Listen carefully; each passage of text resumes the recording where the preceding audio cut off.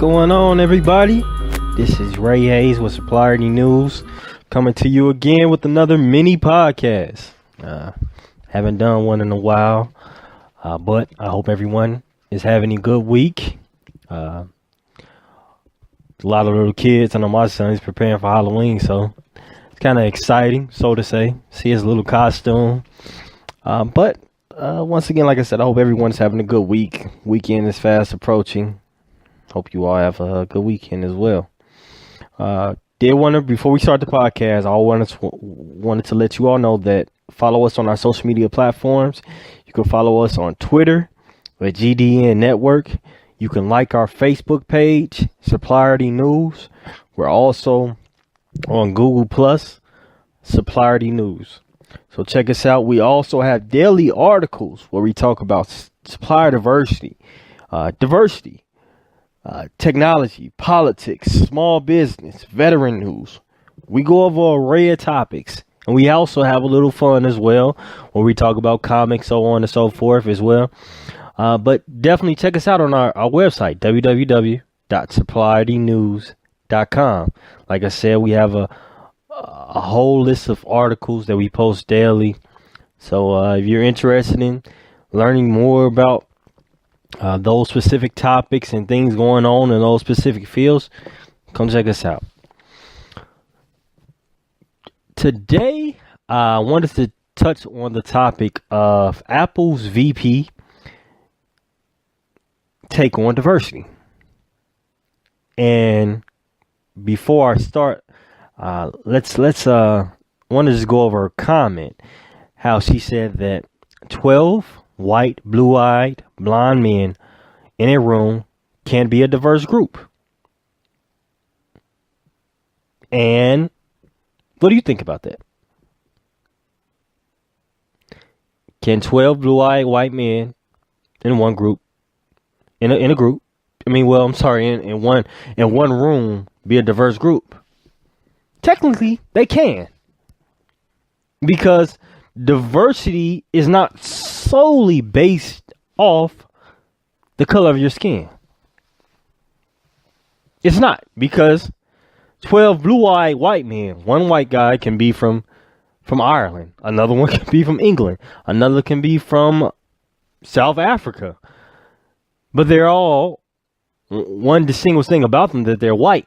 However, when it comes to diversity, they can have different socioeconomical backgrounds. One could be raised in a well-off family, but one could come from the slums and now is the CEO of a company. So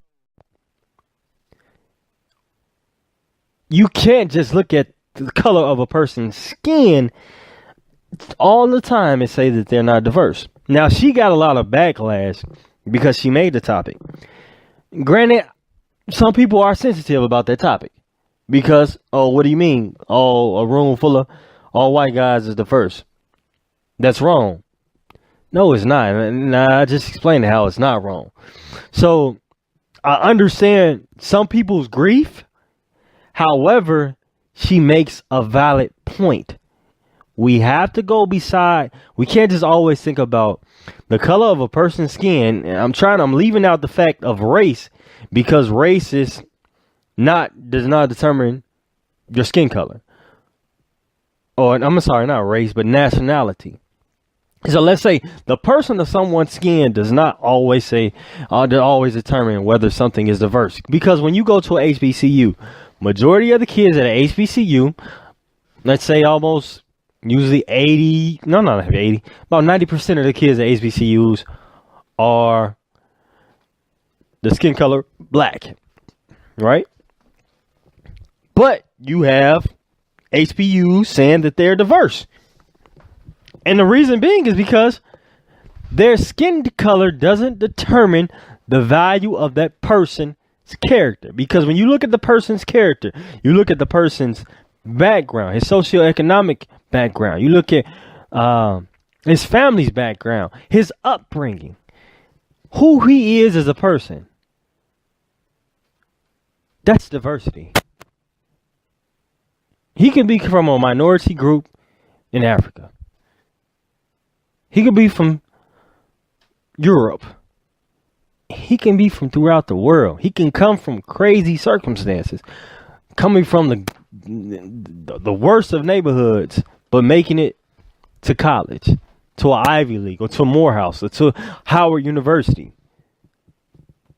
Diversity, simply put, is not based on skin color. And Apple's VP of diversity made a valid point. And people overlooked that and criticized her for making that point. Because a lot of those people who criticized her will go on to say HBCU is diverse. And what she's saying is true. There's diversity in it. But if you look at those kids or those 12 white men and say, oh, they're all from the same socioeconomic backgrounds, they all have similar traits, then no, they're not diverse. But if we look at their upbringing, their character, where they're from, and all so on and so forth, we'll probably find out they're more diverse than we ever thought. Now, there are circumstances where you go into companies and the board is filled of all relatives. Because they keep putting family members in. So there's no diversity there. But in this case, I think she's playing off the fact that there's more to it than just skin tone. With that being said, I want to thank you all for listening to the podcast. Like I said, it's always going to be short and to the point. On Sundays, me and Jamie White, we do a podcast where we talk about different things, but it's usually much longer than this. Like that. I mean, so if you want something more in detail and covering more information, check us out. It's not a live stream, sorry. Well, we will post it during the week, but then we get together on Sunday and we go about doing those podcasts. This coming Monday, the National Minority Supplier Diversity Council is hosting the annual conference. So be on the lookout. It's www.suppliernews for some information we'll be sharing at the conference. Sharing from the conference. Jamie will be at the conference. He'll be doing live interviews with different companies. They will also be on the website, and I'll post on my Twitter account at rhayes1121.